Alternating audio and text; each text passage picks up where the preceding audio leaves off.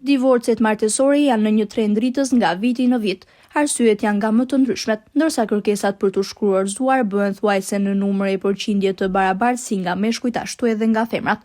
Kështu gjatë vitit 2025 në gjykatën e shkallës së parë të juridiksionit të përgjithshëm Dibër janë paraqitur 251 kërkesë padi me objekt zgjidhjen e martesës.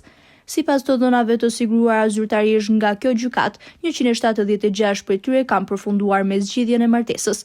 Nga këto 82 kërkesë padi ishin me kërkues apo paditës meshkuj dhe 94 kërkesë padi me paditës femra.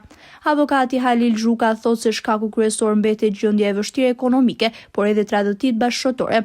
Tjetër shkak sipas Zhukës është edhe ndarje fiktive ashtu siç ka qenë bërë lidhja e martesës. Shkaku kryesor janë problemet social-ekonomike të personave pra të bashkëshortëve, ndikon shumë edhe gjendja ekonomike, ndikon shumë sipas mendimit tim ka ndikuar edhe problemi i emigracionit, që ka të thotë që bën prezente pra mungesën e jetës fizike midis njëri tjetrit, por edhe shkaqe të tjera siç është stresi i akumuluar. Pra ky është, por ka disa raste të shtuara edhe fiktive për shkak të ekspulseve ose atyre ndalesave për të qarkulluar lirisht në kufijtë e Europës.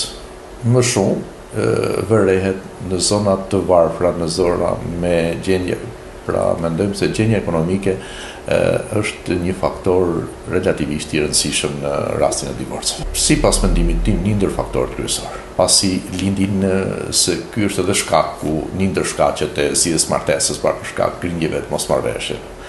Fakti i mungesës për të përgjigjur për nevojat ekonomike është shumë i qëndësishëm në këtë rast. Ka patur më përpara kanë qenë bërë me shkusi, por njiheshin familjet, kurse në momentet aktuale është madje kanë dalë edhe disa agjenci që thotë bëjmë lidhje martese nëpërmjet rrjeteve sociale. Edhe këta janë pa themelsi të këtyre lidhjeve, mendoj që edhe kjo pasi imazhi virtual është gjithmonë i rrem dhe pastaj bashkëshortët gjenden përballë një realiteti krejt tjetër dhe çon pastaj në divorc. Gjatë vitit 2024, gjykata Dibër ka dhënë 283 vendime përfundimtare për divorc.